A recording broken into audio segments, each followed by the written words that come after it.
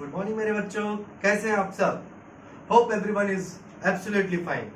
सो बच्चों, आज हम लोग एक नए एनर्जी लेवल पे पहुंच रहे हैं और लास्ट क्लास में क्लास 12th की फिजिक्स में मैंने आप लोगों को बताया था कि इलेक्ट्रिक फील्ड इंटेंसिटी क्या होता है। अगर आप लोगों ने वो लेक्चर नहीं देखा है तो पीछे जाओ और ये लेक्चर जरूर देखना। इलेक्ट्रिक फील्ड इंटेंसिटी, तो मैंने थोड़ा सा रिवीजन कर देता हूं इलेक्ट्रिक फील्ड इंटेंसिटी का मतलब क्या होता है। तो देखो बेटा, इलेक्ट्रिक फील्ड इंटेंसिटी का बहुत सिंपल सा मतलब है कि अगर कोई चार्ज है, सपोज कर लो यहां पर मैंने पॉजिटिव चार्ज बनाया, तो इस चार्ज की वजह से जो इलेक्ट्रिक फील्ड बनेगा, पता है सोर्स चार्ज होता है, इलेक्ट्रिक फील्ड लाइंस चारों तरफ बनाती है, क्लियर है। तो जब ये पॉजिटिव चार्ज रखा हुआ है यहां पे, तो ये अपना एक इलेक्ट्रिक फील्ड बनाएगा, इलेक्ट्रिक फील्ड लाइंस क्रिएट करेगा। तो group of electric field lines को ही तो हम लोग इलेक्ट्रिक फील्ड कहते हैं। तो इस पॉजिटिव चार्ज की वजह से जो भी इलेक्ट्रिक फील्ड बनेगा, तो इस इलेक्ट्रिक फील्ड के किसी भी पॉइंट पर इलेक्ट्रिक फील्ड, सपोज कर लो ये पूरा इलेक्ट्रिक फील्ड बन गया, इतना पूरा इसका इलेक्ट्रिक फील्ड बन गया, समझ आई बात। इस इलेक्ट्रिक फील्ड के किसी भी पॉइंट पर रखा हुआ कोई चार्ज जितना अमाउंट ऑफ फोर्स फील करता है, उसी को हम लोग कहते हैं इलेक्ट्रिक फील्ड इंटेंसिटी, उस पॉइंट के लिए। तो सपोज कर लो यहां पर मैंने एक पॉइंट ले लिया, रेड से बना देता हूं, यहां पर मैंने एक पॉइंट ले लिया और ये पॉइंट P है जो कि यहां से R डिस्टेंस पर है, क्लियर है। और यहां पर मैंने एक पॉजिटिव टेस्ट चार्ज रख दिया, Q0 पॉजिटिव टेस्ट चार्ज। तो टेस्ट चार्ज के बारे में मैंने आपको बताया था कि ये मार्कर ले लो, इसके ऊपर least amount of known charge दे दो, मतलब वो चार्ज इसके ऊपर ट्रांसफर करो जो चार्ज तुम्हें पता है। तो इस पॉजिटिव चार्ज की वजह से इस Q0 के ऊपर एक फोर्स लगेगा, और वो फोर्स कितना होगा बेटा, तो F इक्वल टू आपको अच्छे से पता है 1/4 pi epsilon not Q0 upon R square, क्योंकि इनका डिस्टेंस R है। मैंने क्या बताया कि इस पॉजिटिव चार्ज की वजह से इलेक्ट्रिक फील्ड इंटेंसिटी E जो होता है वो क्या होता है, कुछ नहीं, फोर्स होता है, और डिवाइड कर देते किससे, जिस पॉइंट पे जो चार्ज रखा हुआ है जिसके लिए इलेक्ट्रिक फील्ड इंटेंसिटी निकाल लें, तो E equal to F upon Q0। तो E की वैल्यू कितनी आ जा रही थी बेटा, 1/4 pi epsilon naught Q upon R square. ये था इलेक्ट्रिक फील्ड इंटेंसिटी, कितनी तेजी से खींच रहा है, कितना फोर्स लगा रहा है, समझ में आ रही बात। इसको हम लोग इलेक्ट्रिक फील्ड इंटेंसिटी कहते थे। ये एक वेक्टर क्वांटिटी था, मैंने इन सबों के ऊपर बहुत ही डिस्क्रिप्टिव मेथड में मैंने इसको एक्सप्लेन किया था। तो आज का जो मेरा टॉपिक है बेटा, वो हम लोग पढ़ेंगे इलेक्ट्रिक डाइपोल। बहुत ही इंपॉर्टेंट टॉपिक है आपके 12th फिजिक्स के लिए, 12th के बोर्ड एग्जाम्स के लिए। कई सारे नोटिफिकेशंस आ रहे हैं बेटा 12th एग्जाम के फिजिक्स को सिलेबस को लेकर के। आने वाले वीडियोस में मैं आपको वो नोटिफिकेशन जैसे क्लियर हो जाता है, कोई ऑथोराइज्ड नोटिफिकेशन नहीं आया हुआ है, जैसा भी आता है मैं आपको एक वीडियो बना करके आपके सिलेबस के बारे में भी बताऊंगा, तब तक के लिए वेट कीजिए। तो बेटा फिलहाल हमारे पास जो टॉपिक है उसका नाम है इलेक्ट्रिक डाइपोल। Electric dipole. अब ये इलेक्ट्रिक डाइपोल क्या होता है, बहुत ही सुंदर क्वेश्चन है बेटा। What is electric dipole? तो बहुत सिंपल सा क्वेश्चन है और बहुत सिंपल सा इसका आंसर होगा। तो बेटा इसका आंसर है कि when two same but opposite polarity of charge, two same यानी कि Q यहां पर भी, Q यहां पर भी, लेकिन ऑपोजिट पोलैरिटी, तो यहां नेगेटिव चार्ज है और यहां पर पॉजिटिव चार्ज है।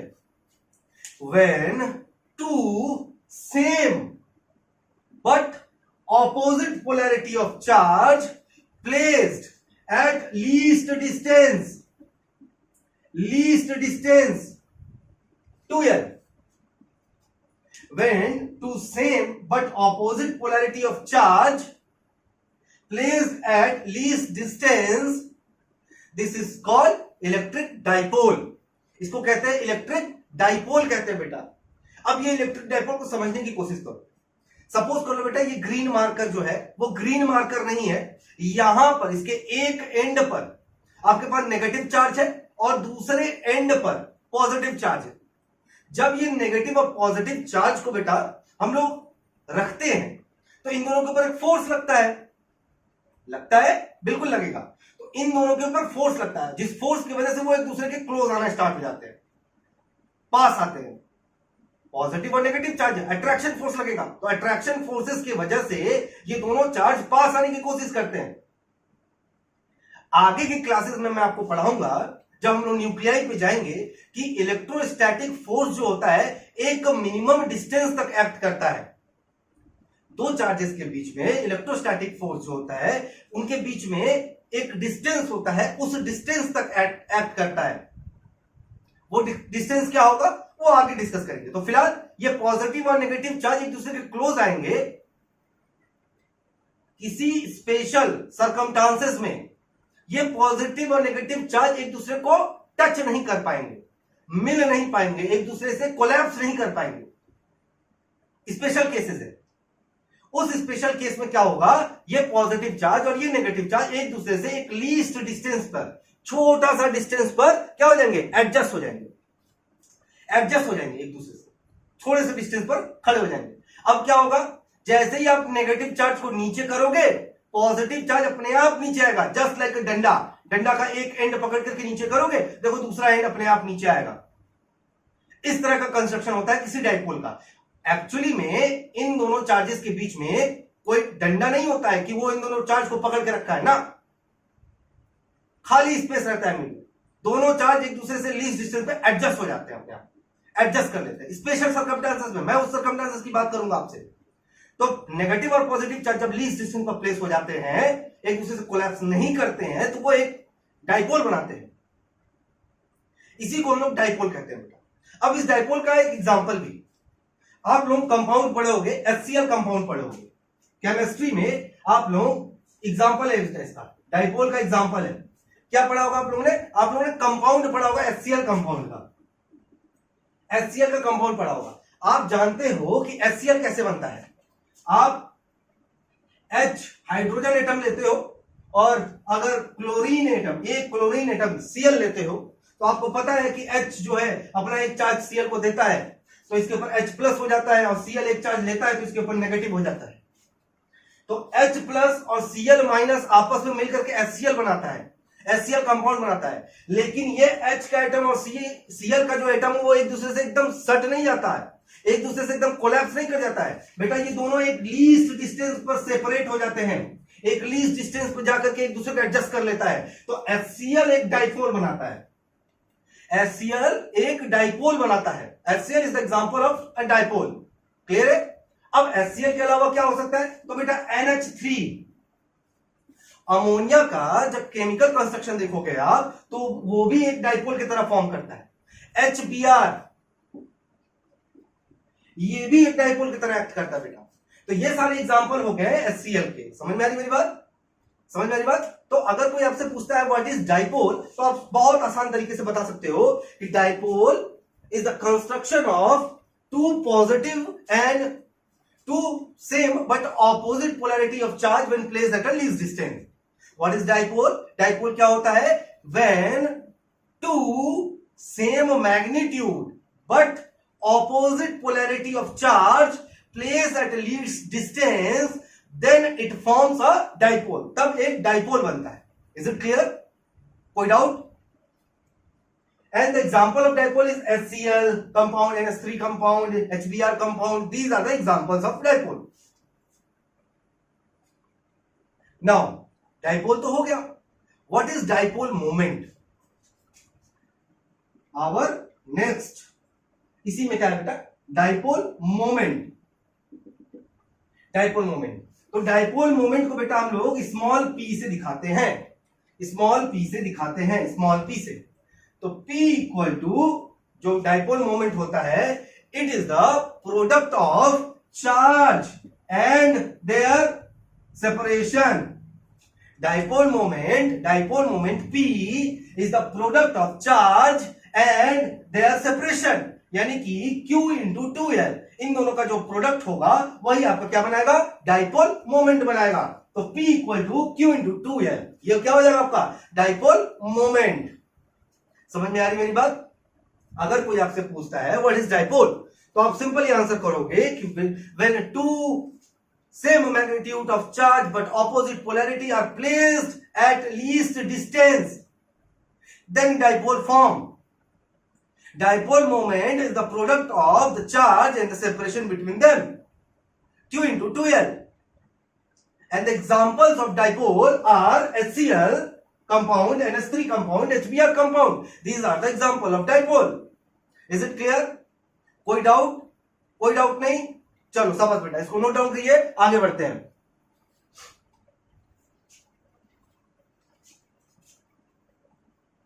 चलो बेटा, अब अगर आप लोग डाइपोल को अच्छी तरीके से पढ़ चुके हो तो मैं आपको बताना चाहता हूं कि किसी भी डाइपोल के वजह से एक इंटेंसिटी क्रिएट होता है, एक इलेक्ट्रिक फील्ड क्रिएट होता है। देखो बेटा, बहुत सिंपल सी बात है, अगर मैं यहां पर नेगेटिव चार्ज लेता हूं और यहां पर अगर मैं पॉजिटिव चार्ज लेता हूं तो नेगेटिव और पॉजिटिव चार्ज के वजह से एक इलेक्ट्रिक फील्ड का फॉर्मेशन होगा, एक इलेक्ट्रिक फील्ड बनेगा। बोलो हाँ या ना, बोलो हाँ या ना।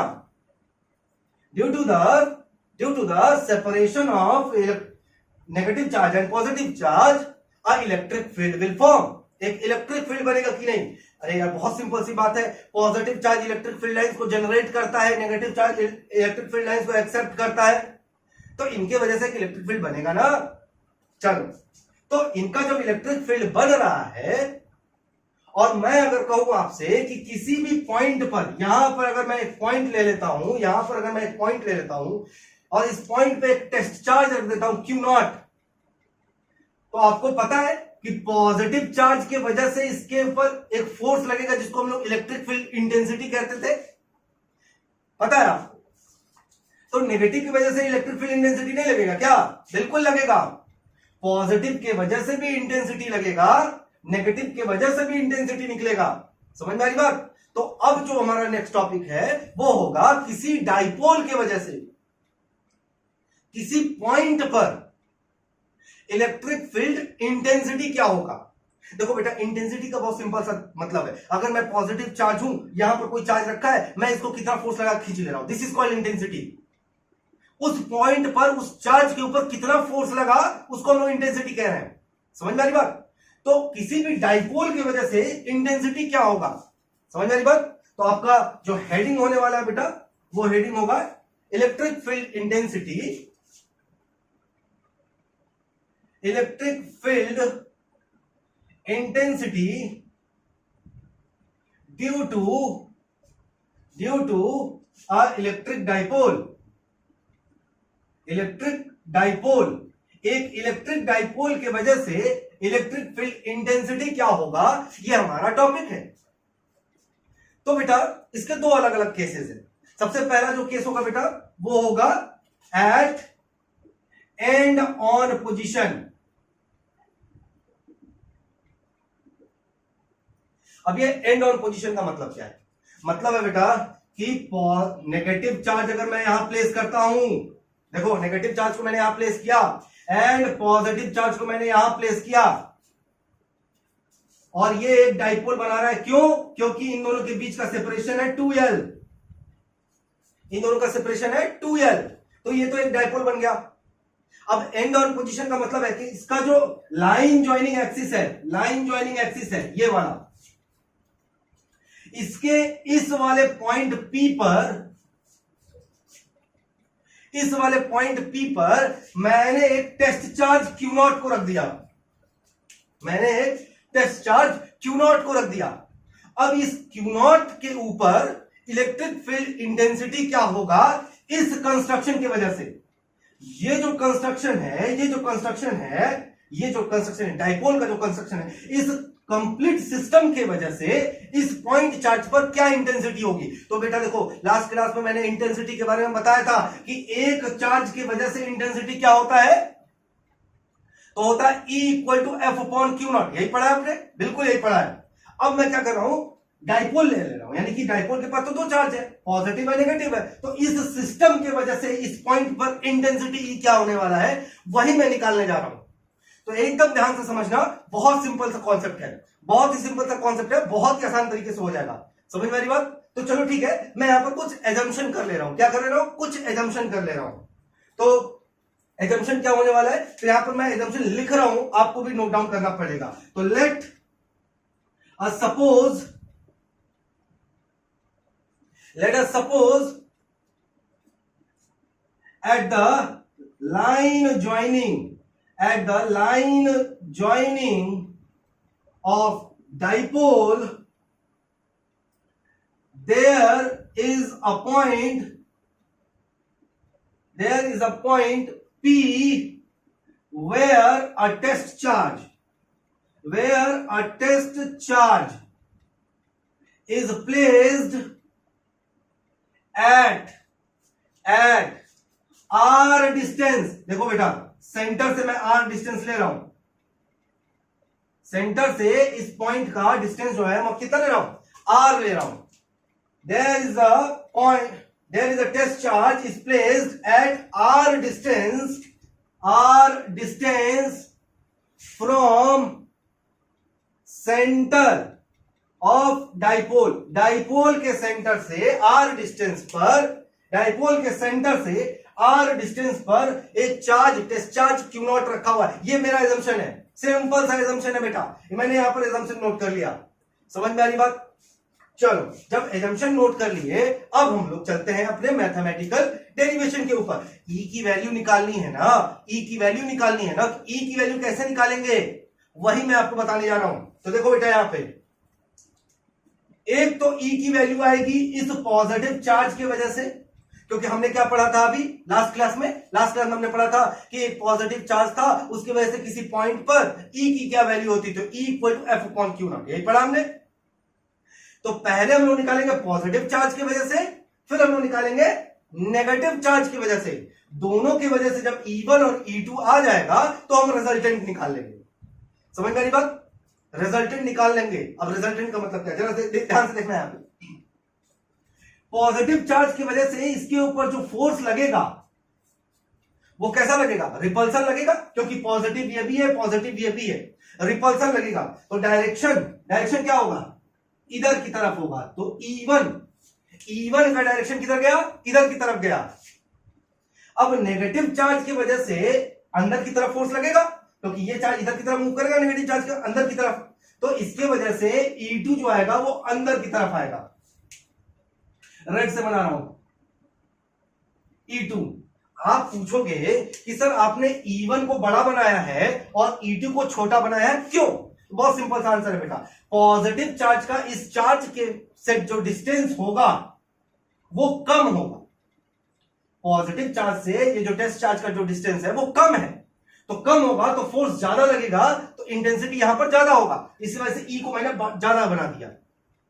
यहां से नेगेटिव चार्ज से इस चार्ज का जो डिस्टेंस है वो कम है, तो कम की वजह से फोर्स कम लगेगा, जिसकी वजह से इंटेंसिटी E2 की वैल्यू क्या हो जाएगी, अपने आप कम हो जाएगी। तो E1 ज्यादा हो गया और E2 कम हो गया। E1 का डायरेक्शन इधर है, E2 का डायरेक्शन इधर है, दोनों का डायरेक्शन क्या है, ऑपोजिट है। तो रिजल्टेंट क्या होगा, E equal to E1 minus E2। बोलो हाँ या ना, शाबाश। E की वैल्यू क्या होगी, E1 माइनस E2। चलो, तो फिर E1 की वैल्यू निकालते हैं। यहां पर बेटा मैं नोट कर रहा हूं, ध्यान से देखना। E1 कितना होगा बेटा, जल्दी से बताओ। E1 इसके वजह से E1 होगा, कितना होगा, E1 equal to 1/4 pi epsilon naught Q upon R है ना। डिस्टेंस होता है ना, यहाँ पे डिस्टेंस होता है चार्जेस के बीच का डिस्टेंस। तो पॉजिटिव चार्ज और Q नॉट के बीच का डिस्टेंस कितना है, सेंटर से इसका जो डिस्टेंस है वो Q नॉट R है। देखो, सेंटर से यहां तक का डिस्टेंस R है, तो यहां से यहां तक का डिस्टेंस कितना होगा बेटा, इन दोनों के बीच का डिस्टेंस 2L है। तो यहां से यहां तक का डिस्टेंस कितना हुआ, L हुआ। और मुझे कहां से कहां तक का डिस्टेंस चाहिए, यहां से यहां तक का डिस्टेंस, तो R माइनस L कितना होगा, R माइनस L। तो यहां पर लिखेंगे हम R minus L whole square. ये आ गया E1 की value. Is it clear?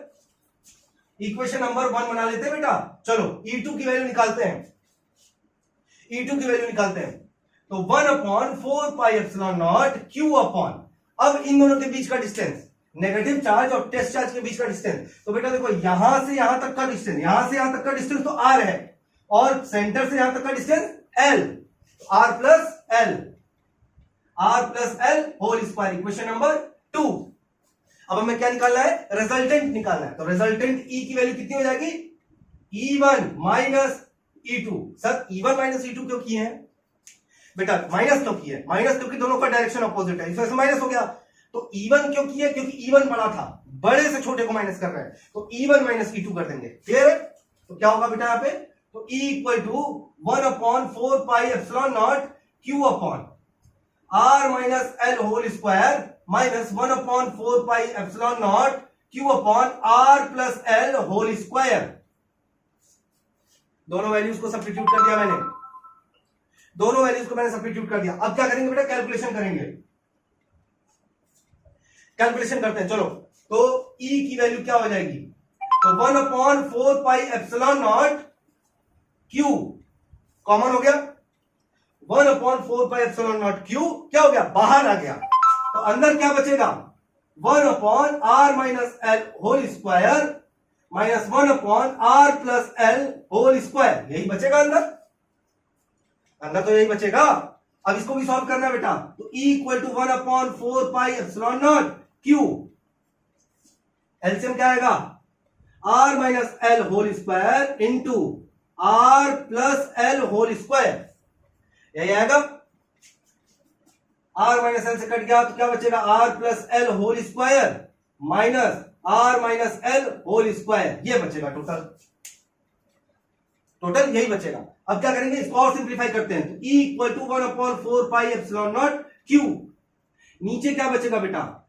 R square minus L square whole square, यही बचेगा बेटा। एक बार एक्सपेंड करके देख लेना, एक्सपेंड करके देखना, यही बचेगा। यहां क्या होगा बेटा? तो एक एक करके ओपन कर लो। R square plus L square plus 2RL minus R minus L whole square, minus R square minus L square plus 2RL, यही बचेगा। तो देखो R square L square, R square L square cancel हो गया, 2RL plus 2RL कितना हो गया? 4RL हो गया। तो E की जो वैल्यू होगी बेटा वो होगी 1/4 pi epsilon naught Q into 4RL upon R square minus L square whole square, R square minus L square whole square. ये यहां तक सॉल्व हुआ। अभी ये कंप्लीट नहीं हुआ, इसको कंप्लीट करते हैं बेटा, इसको कंप्लीट करते हैं। तो एक काम करो बेटा, वीडियो को पॉज करो, यहां तक नोट करो, वीडियो को पॉज करो, यहां तक नोट करो, फिर आगे बढ़ते हैं।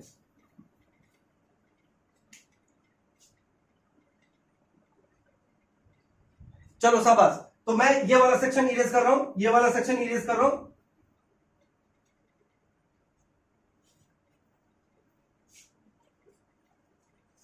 तो अपन यहां तक थे E इक्वल टू तक, तो इसके आगे बढ़ते हैं बेटा। तो E equal to 1/4 pi epsilon naught Q 2L into 2R। देख लो 4RL को मैंने क्या लिख दिया? 2L को एक साथ लिख दिया और 2R को अलग लिख दिया। अपॉन क्यों किया अभी आपको समझ में आ जाएगा। R square minus L square whole square. Clear है बेटा? कोई डाउट? चलो अब देखो, since L is very small as compared to R, L जो था वो तो अपने आप लीस्ट डिस्टेंस था ना बेटा। दो सेम बट अपोजिट चार्जेस को लीस्ट डिस्टेंस पर प्लेस करते थे, तो 2L लीस्ट था, तो 2L का आधा L अपने आप लीस्ट हो गया, छोटा हो गया। और जब छोटे क्वांटिटी का स्क्वायर करते तो वो और छोटा हो जाता है। जैसे 0.2 का स्क्वायर करो तो कितना होगा? 0.04। देखो 0.2 का स्क्वायर क्या और छोटा हो गया। तो जब L बहुत ज्यादा छोटा है तो L का स्क्वायर क्या हो जाएगा? और भी ज्यादा छोटा हो जाएगा। तो जब और भी ज्यादा छोटा हो जाएगा तो क्या होगा? L को हम लोग ड्रॉप कर देंगे, L को हम लोग ड्रॉप कर देंगे। तो फिर हमारे पास क्या बचेगा? तो E equal to 1/4 pi epsilon naught Q into 2L into 2R divided over R पे पावर 4, क्योंकि L स्क्वायर तो खत्म हो गया, R स्क्वायर का होल स्क्वायर, R पे पावर 4। तो E equal to 1/4 pi epsilon naught 2QL। 2QL क्या था? डाइपोल मोमेंट था बेटा, याद आ रहा है? तो P dipole moment P into 2R divided R। देखो R पे पावर 4 है, यहां पर R है, एक R से कट जाएगा, R भी खत्म हो गया, यहां क्या बचा? R cube. तो क्या मिल गया आपको? 1/4 pi epsilon not 2P upon R cube. 2p/r³, ये मिल गया आपको, 2p/r³ मिल गया। यानी कि अगर कोई डाइपोल है पॉजिटिव नेगेटिव 40 डिस्टेंस पर है, तो इसके एंड ऑन पोजीशन पर जो इंटेंसिटी होगा वो कैसे निकालेंगे, वो इससे निकालेंगे, E = 1/4πε0 2p/r³, इससे निकालेंगे। होप आपको ये टॉपिक समझ में आया हो। अब हम लोग इसके नेक्स्ट टॉपिक पे जाऊंगा। अभी तो मैंने बताया था ये पहला टॉपिक है, अभी एक और पोजीशन है जिसके ऊपर हम लोग निकालेंगे। ठीक है बेटा, इसको नोट डाउन कीजिए, आगे बढ़िए।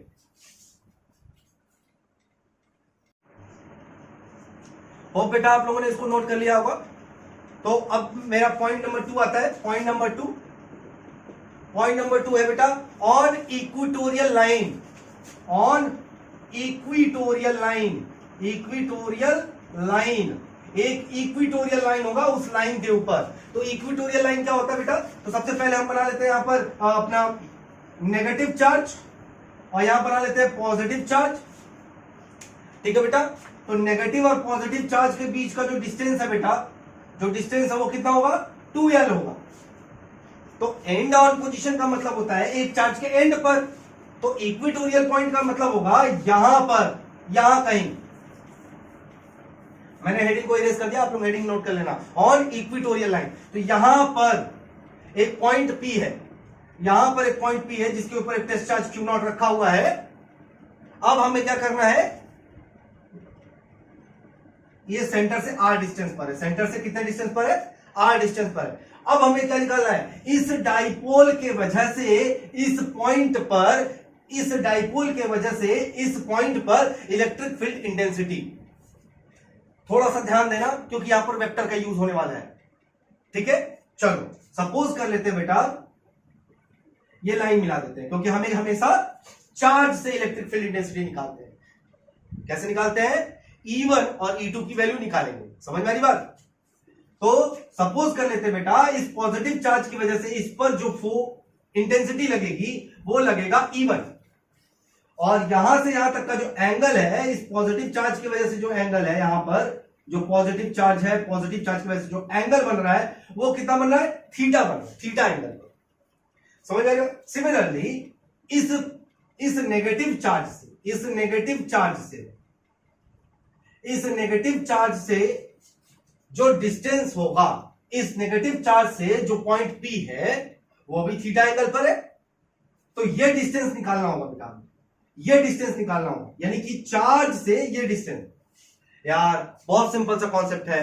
देखो अभी जो हम लोगों ने पढ़ा, नेगेटिव चार्ज था, पॉजिटिव चार्ज था, यहां पर एक पॉइंट P था, तो पहले चार्ज से डिस्टेंस निकाल रहे थे ना, ये डिस्टेंस, तभी तो E1 निकलना था आपका। तो पहले चार्ज से P का डिस्टेंस कितना होगा, पहले चार्ज से पॉइंट P का डिस्टेंस, इन दोनों के बीच का डिस्टेंस, अगर ये R है और ये दोनों 2l है, तो ये कितना होगा, L होगा। तो ये क्या होगा, परपेंडिकुलर, बेस और हाइपोटेनियस। तो हाइपोटेनियस कितना होगा, √r² प्लस l², यही होगा, √r² प्लस l होगा बेटा। ये क्या होगा, l होगा, ये क्या है, r होगा। देखो r दिया हुआ है, सपोज किया हुआ था, r था, l था, तो हाइपोटेनियस कितना होगा, तो √r² प्लस l², इसका क्या होगा, हाइपोटेनियस होगा। तो यहां पर भी डिस्टेंस कितना होगा, सेम होगा, r² प्लस l²। ठीक है, चलो जरा सा देखो, पॉजिटिव चार्ज यहां पर था और जो मेरा टेस्ट चार्ज था वो भी पॉजिटिव था, तो इसकी वजह से रिपल्सन फोर्स लग रहा था, रिपल्सन। तो E1 का डायरेक्शन तो बाहर की तरफ होगा, लेकिन E2 का डायरेक्शन क्या होगा, अंदर की तरफ होगा। E2 क्या होगा, अंदर की तरफ। देख लो E2 मैंने बना दिया, E2 अंदर की तरफ। समझ में आ रही बात।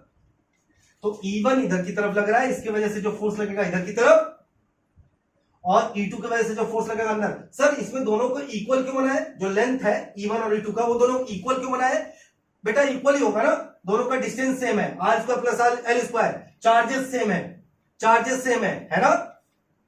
तो क्या होगा, E1 और E2 भी सेम होगा।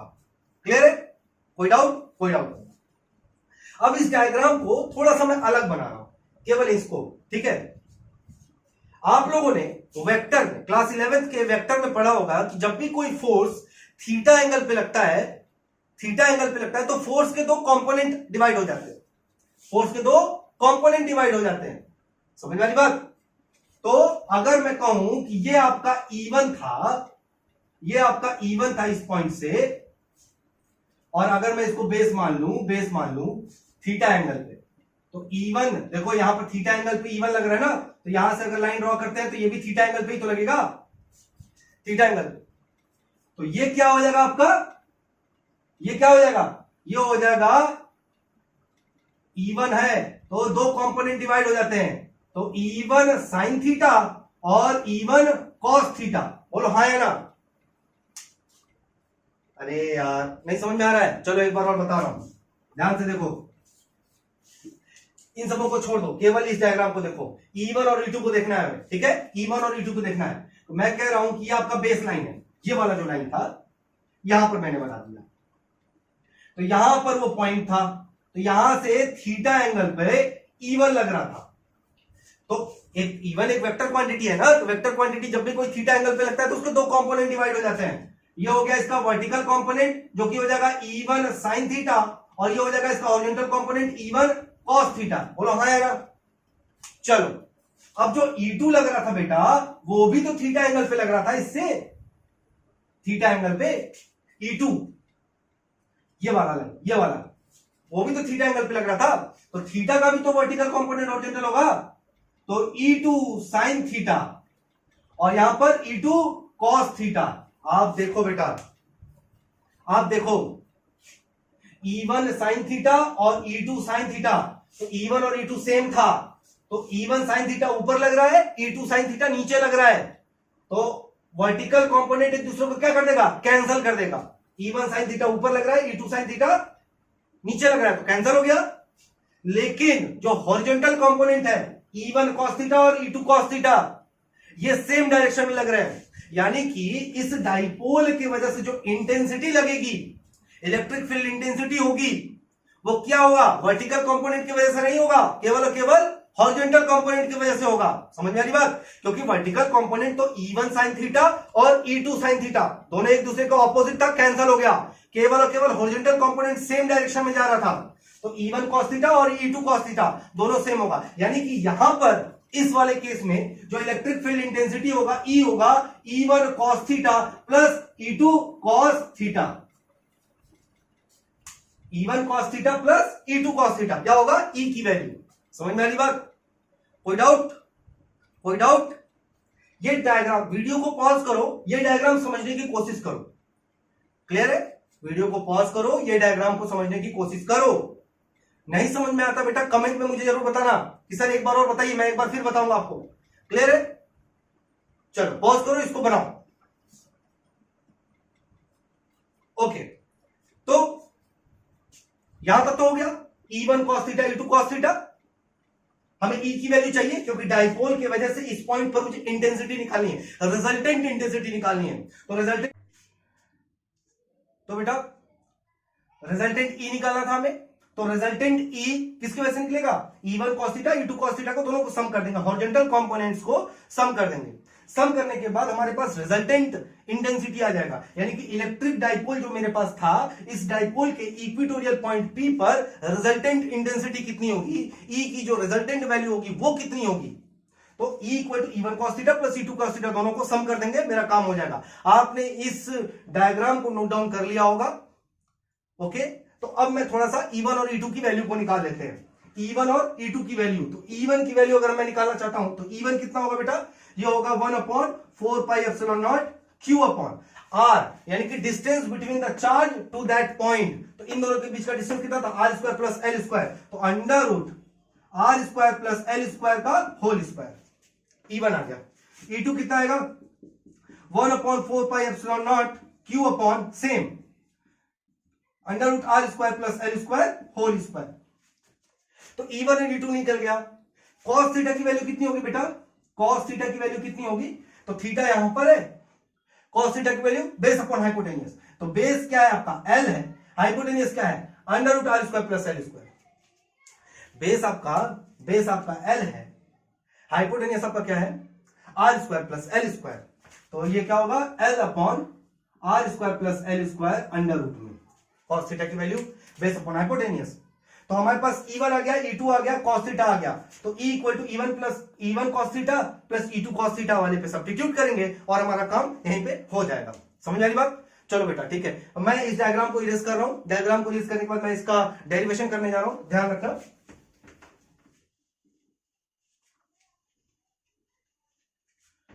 तो बेटा मेरे पास जो रिजल्टेंट इंटेंसिटी का फॉर्मूला था E equal to E1 cos theta plus E2 cos theta था। तो E equal to cos theta को बेटा मैं बाहर कर ले रहा हूं, E1 E2 को अंदर कर ले रहा हूं, E1 प्लस E2, क्योंकि cos थीटा तो सेम था।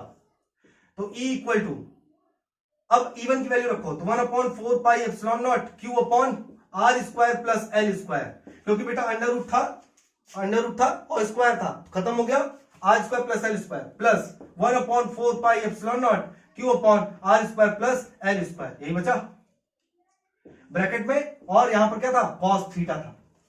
समझ आई बात? अब इसको चलो सॉल्व करते हैं, इसे सॉल्व करते हैं। तो E इक्वल टू, बेटा ये दोनों क्वांटिटी सेम है, दोनों क्वांटिटी क्या है, सेम है, तो दोनों क्वांटिटी सेम है तो क्या लिखेंगे हम लोग, 1/4 pi epsilon not 2 Q upon R square plus L square. दोनों क्वांटिटी सेम था तो 2 लगा दिया मैंने, इनटू cos थीटा की वैल्यू कितनी आई थी, बेस अपॉन हाइपोटेनियस, बेस कितना था L, under root hypotenuse R square plus L square. समझ में आ रही बात? समझ में आ रही है? चलो ठीक है, तो E equal to 1/4 pi epsilon naught 2QL divided over, यहां पर पावर कितना है, 1 है, और यहां पर पावर कितना है, अगर मैं पावर के फॉर्म में लिखना चाहूं अंडर रूट को तो 1/2 है। यहां पर पावर 1 था और अंडर रूट का पावर होता है 1/2, तो दोनों को ऐड कर लेंगे तो मिलेगा कितना, R square plus L square raise to the power 3/2। Clear है? कोई डाउट नहीं। Since L is very small as compare to R, तो L स्क्वायर को क्या कर देंगे, ड्रॉप कर देंगे अगेन। तो E इक्वल टू क्या मिल जाएगा आपको, 1/4 pi epsilon naught 2QL upon R square, L square तो खत्म हो गया, तो स्क्वायर से स्क्वायर कट जाएगा, R क्यूब, तो क्या मिल जाएगा आपको, E equal to 1/4 pi epsilon naught P upon R cube. देख लो बेटा, P अपॉन R क्यूब आ रहा है, पहले क्या आया था 2P अपॉन R क्यूब, अभी क्या आया है P upon R cube, 2P upon R cube और P अपॉन R क्यूब, देख रहे हो? तो बेटा मैंने आपको दो टॉपिक बताया, दो टॉपिक में से जो पहला टॉपिक था आपका वो था electric field intensity due to a dipole at end on position, यानी कि दोनों डाइपोल के एक्सियल डिस्टेंस पर एक पॉइंट था, वहां पर हम लोगों ने निकाला इस डाइपोल के सिस्टम की वजह से इस पॉइंट पर जो इंटेंसिटी आएगी वो, और दूसरा पॉइंट क्या था, इक्वेटोरियल पॉइंट, दोनों डाइपोल के बीच से एक लाइन निकला था, ऊपर की तरफ एक पॉइंट था, वहां पर इंटेंसिटी कितनी निकलेगी। दोनों टॉपिक को मैंने आपको समझाया है। दूसरा टॉपिक थोड़ा सा टेक्निकल है बेटा, क्योंकि उसमें वेक्टर क्वांटिटीज का यूज हुआ है, वेक्टर आइडेंटिफिकेशन का यूज हुआ है, तो वेक्टर को यूज करते समय इस बात का ध्यान रखना कि जो मैंने डायग्राम को एक्सप्लेन किया है उस वीडियो को बार बार 2-3 बार जरूर देखना बेटा। नहीं समझ में आता है कमेंट जरूर करना बेटा, ठीक है? अब हम लोग अपने नेक्स्ट टॉपिक पे चलते हैं जो कि होगा दिस पर। तो मेरे बच्चों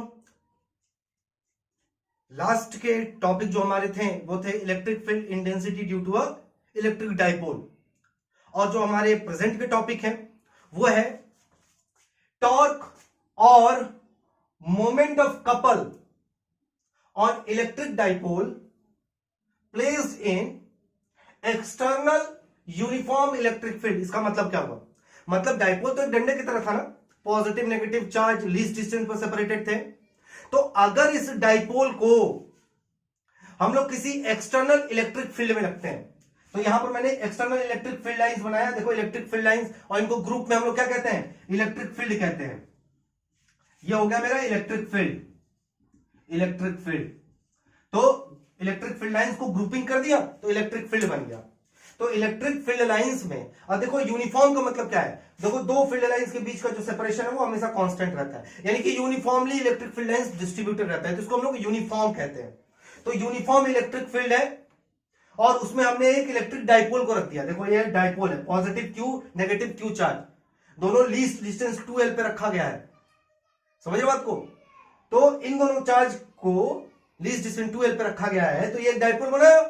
अब इस डाइपोल के ऊपर फोर्स एक्ट करेगा, देखो बेटा पॉजिटिव चार्ज के ऊपर जो फोर्स लगेगा वो इधर की तरफ लगेगा, धक्का देगा बाहर की तरफ, नेगेटिव चार्ज इधर की तरफ आना चाहिए। तो एक फोर्स इधर लग रहा है, एक फोर्स इधर लग रहा है, और डाइपोल को क्या इस फील्ड लाइन के साथ थीटा एंगल पे रखा गया है। तो एक इधर से खींच रहा है इसको, एक इधर से खींच रहा है, तो ये क्या होगा, घूम जाएगा। क्या होगा, घूम जाएगा। समझ रहे बात को? इसी को हम लोग क्या कहते हैं, टॉर्क कहते हैं। Couple of moment of couple, दो फोर्स लग रहे हैं ना, कपल फोर्सेस लग रही हैं, एक इधर एक इधर, तो इसको हम लोग कपल फोर्सेस, और कपल फोर्सेस की वजह से ये क्या हो जाएगा, घूम जाएगा। तो ये जो टॉर्क होगा, इसके ऊपर जो टॉर्क लगेगा, वो टॉर्क कितना होगा, यानी कि हमें क्या निकालना है, सिंपली टॉर्क निकालना है। किसके ऊपर, डाइपोल के ऊपर। कब, जब वो यूनिफॉर्म इलेक्ट्रिक फील्ड में रखा गया है। तो torque on a dipole placed in uniform electric field. समझ वाली बात? तो चलो कैसे निकालेंगे। तो बेटा टॉर्क का बहुत सिंपल सा फॉर्मूला है आपके पास। तो टॉर्क इक्वल टू टाउ। किससे लिखते हैं टॉर्क को, टाउ से लिखते हैं। तो टाउ की वैल्यू कितनी होती है बेटा, फोर्स, 11th में पढ़ा है आपने, force into perpendicular distance between them, force into perpendicular distance between force. क्या था, फोर्स था, कितना फोर्स लग रहा है, ये जो F कितना लग रहा है वो, इनटू इन दोनों फोर्सेस के बीच का जो परपेंडिकुलर डिस्टेंस था। फोर्स एक इधर लग रहा है, एक इधर लग रहा है, तो दोनों फोर्स के बीच का परपेंडिकुलर डिस्टेंस यही तो है। कितना होगा अभी बता रहा हूं। तो force into perpendicular distance between them, clear है। तो फोर्स कितना होगा तो हमें पता है, तो E equal to F upon Q naught, यही तो होता है। Electric field intensity equal to F upon Q naught. तो फोर्स कितना होगा, F equal to Q E, F equal to Q into E. समझ आ रही बात, F equal to Q E, यही तो फोर्स होगा आपका। तो चलो फोर्स पता चल गया, लेकिन परपेंडिकुलर डिस्टेंस कितना होगा।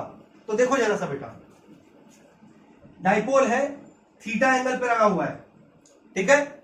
डाइपोल मोमेंट क्या है, वेक्टर क्वांटिटी है। तो वेक्टर क्वांटिटी जब भी थीटा एंगल पे लगता है तो इसके दो कंपोनेंट होते हैं, परपेंडिकुलर कंपोनेंट और हॉरिजॉन्टल कंपोनेंट को। हॉरिजॉन्टल कंपोनेंट को तो चाहिए नहीं ना हमको तो परपेंडिकुलर डिस्टेंस चाहिए ना। तो परपेंडिकुलर डिस्टेंस क्या होगा, 2l sin थीटा, और हॉरिजॉन्टल डिस्टेंस कितना होगा, 2l cos थीटा। अगर 2l इसका डिस्प्लेसमेंट है, 2l इन दोनों पॉइंट का डिस्प्लेसमेंट है, तो इसका परपेंडिकुलर डिस्टेंस कितना होगा, 2l sin theta, perpendicular component. Horizontal component कितना होगा, 2l cos थीटा। तो 2l sin थीटा इसका क्या होगा, परपेंडिकुलर डिस्टेंस होगा। डायग्राम में मैंने बना के रखा हुआ है। तो परपेंडिकुलर डिस्टेंस कितना है, 2l sin थीटा। तो टॉर्क टाउ इक्वल टू क्या हो जाएगा, QE into 2l sine of theta. तो टाउ इक्वल टू 2QL यानी कि P dipole moment P into electric field E sine theta, P sine theta. तो ये हो गया बेटा टॉर्क निकल गया। किसका, कब, एक डाइपोल का, जब यूनिफॉर्म इलेक्ट्रिक फील्ड में रखा गया है। तो इसके ऊपर कपल ऑफ फोर्स। देखो बेटा, जब भी किसी ऑब्जेक्ट के ऊपर दो इक्वल और ऑपोजिट फोर्सेस लगती हैं, इक्वल और ऑपोजिट फोर्सेस लगती हैं, तो वो एक टॉर्क जनरेट करता है। टॉर्क जनरेट करता है, घुमाने के लिए घुमा देता है उसको। उसी टॉर्क की वैल्यू को निकाले हम लोग। तो torque tau equal to force into perpendicular distance, perpendicular distance 2l sin theta, और फोर्स कितना हो गया, तो E equal to F upon Q. तो यही फोर्स चाहिए था, तो F इक्वल टू QE मैंने सब्स्टिट्यूट कर दिया, QE into 2l sin theta. तो torque tau equal to P sin theta आ गया, ठीक है।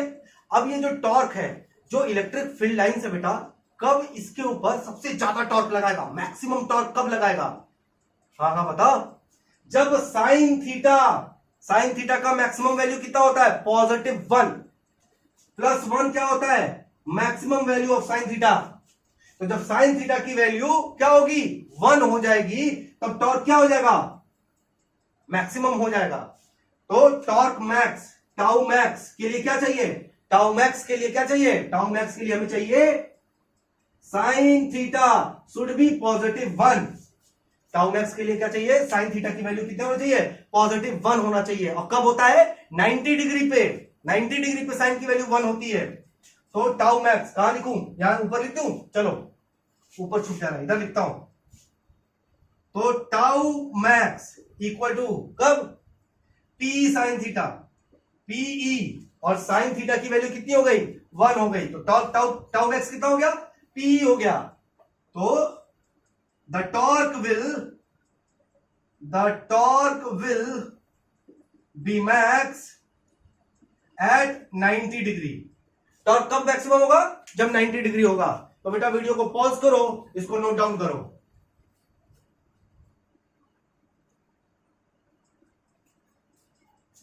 तो मेरे प्यारे बच्चों, आज के लिए इतना काफी है, और अगले लेक्चर्स में हम लोग और भी इसके आगे के कॉन्सेप्ट को क्लियर करेंगे। तब तक के लिए अपना ध्यान रखना, और हाँ, ये जो एक्सपीरियंस है लेक्चर का, उसको कमेंट जरूर करना। चैनल को लाइक करो, सब्सक्राइब करो, कमेंट करो। Thank you, good bye.